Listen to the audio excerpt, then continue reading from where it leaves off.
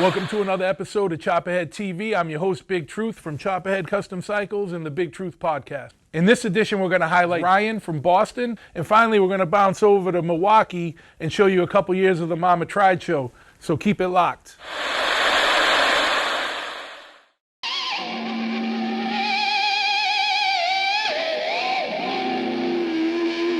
I'm Ryan Packer, aka Hawaiian Ryan from Boston, Massachusetts, and this is my 78 Choppahead chop.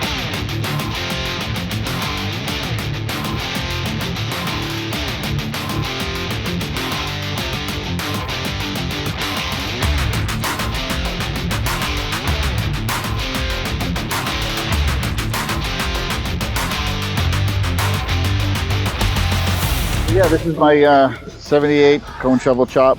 I built it last year with my buddy Chuck's garage. Took me about a year and a half in between tours and work and everything else. Yeah, I bought a stock bike off a buddy of mine for I don't know, a few grand. Rode it around for a weekend, made sure the motor was good, and then ripped it apart. I saved the front end. There was a 78 FXE. It's kick only now. So I get the front end, the motor, the trans, so all stock. Pretty basic Paco frame, cone shovel motor. The pipes are Paco as well.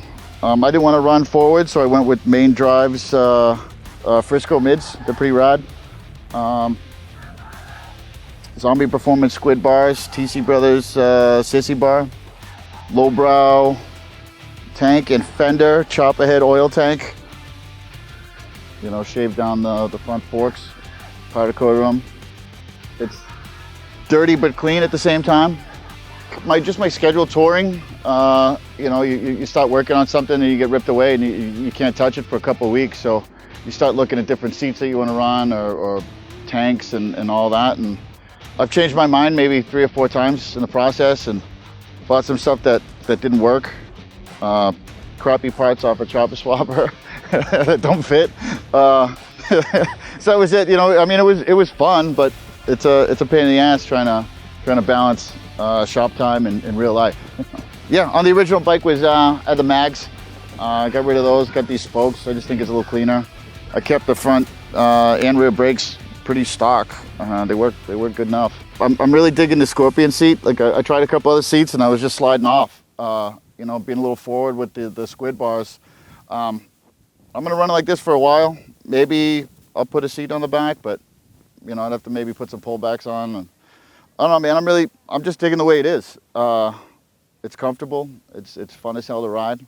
Fuck, riding this thing around is definitely a lot cooler than riding my road glide. You know, the time and effort and energy and the pride, you know, feeling of riding it now. It's you know, kicking it in front of a bar. When it kicks over the first time, it's pretty fucking rad. You know, the road glide's got its spot for me and the old lady, but this one's mine.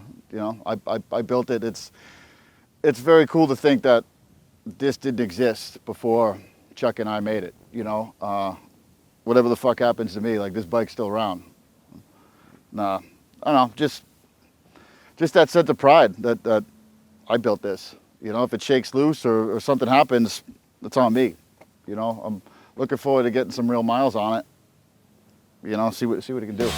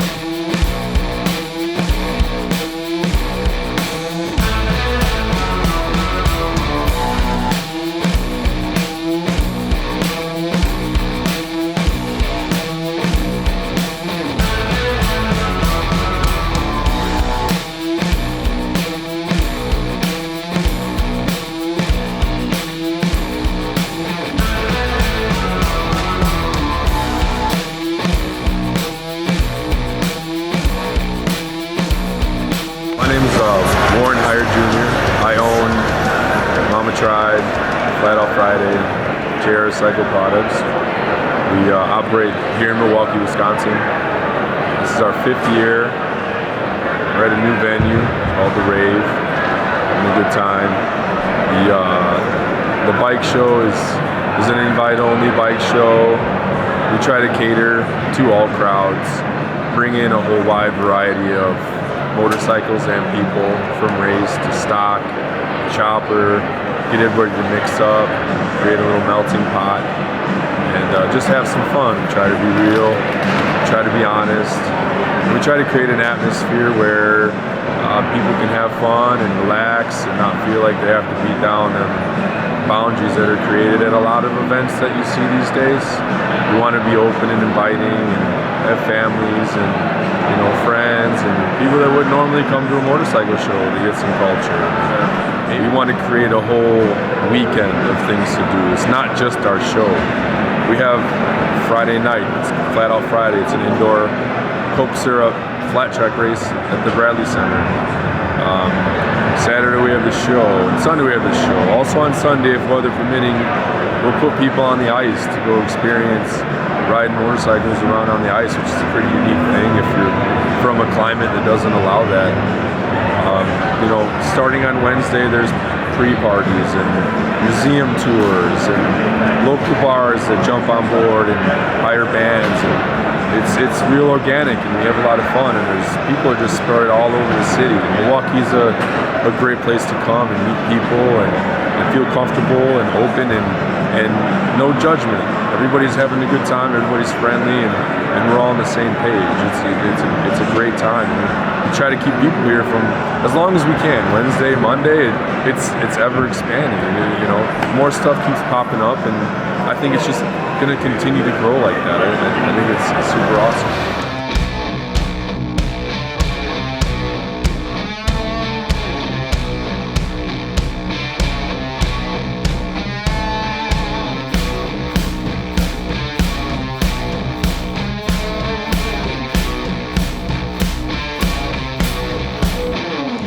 I'm Enrico De Haas from Wannabe Choppers, and this is our all-aluminum electric chopper called ALSI 9MG. It's a pretty strange name, but that's basically what the bike is made of. That's the chemical mixture of the aluminum we used for the casting. So that means we casted the whole bike in-house. We only bought 5 parts for the bike.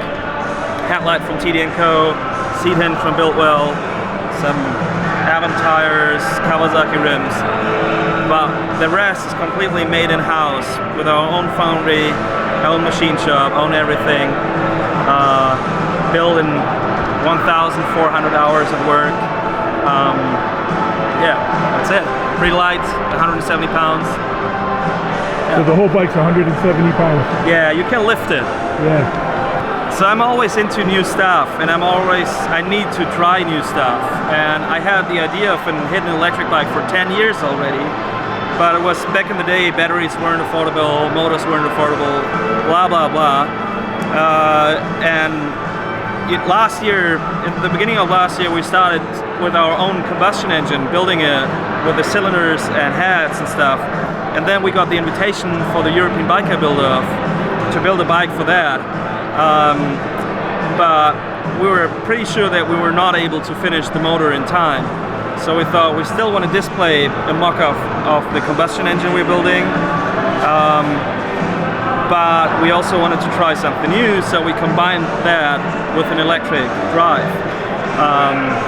And we ended up saying, okay, it needs to be hidden because nobody will listen to anything if you know up front it's electric. And I totally understand that. I'm a petrolhead myself, riding a 71 Ironhead on a daily basis, so I don't want to convince anybody about electric. I just had to do it. And it's kind of like a proof of concept for myself and maybe for somebody else that electric bikes don't have to look like crap, which is kind of important because this will happen either if you like it or not. The bike itself is pretty silent. If you want to have sound, you either make it by yourself, or you stick a playing card in the wheel. And the battery, I know electric battery, like, you know, the cells have like come a long way. How big is the actual battery that's running the... Oh, you can put different ones in there. We got a system that you have like a quick change of the battery, and we took for the States the smallest battery we could build, which still runs the bike, because we took the whole bike as check-in luggage on the plane. So it's pretty expensive to bring lithium because it's you know, dangerous goods, you pay per weight. So that's like, I don't know, that size, half a football maybe. Yeah. And you know, the questions people probably have is how long. You know, I'm sure people are wondering how long do you get out of a battery, and you know, how fast can the bike go? Okay, so the general thing is, it is not a bike meant for daily ride or something. It's a show bike, obviously. And it's the same thing, it depends on the battery. The battery we have in there, it's only meant to keep the wheels spinning on the show. So it's maybe, I don't know, 10 miles, and that's it. But if you stuff the whole thing with lithium cells, you can go up to 200 miles.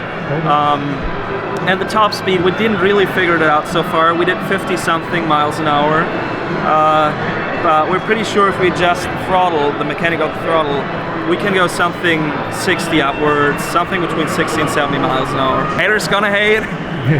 If you love it or not, I don't really care. You don't need to be convinced about electric to see the work in there. And I'm just happy that it changed some minds and that people stay open-minded.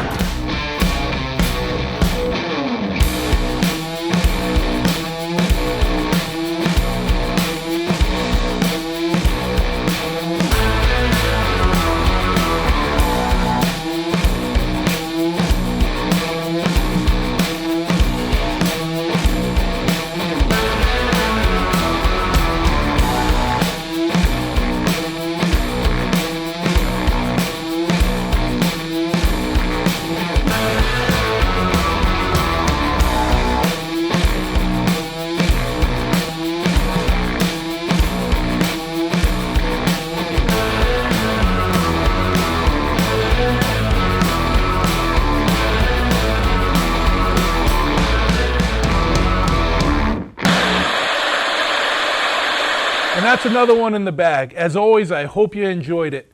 Keep your eyes out on the next episode. It's a very special exclusive feature. Just hit next because you're probably binging this anyway.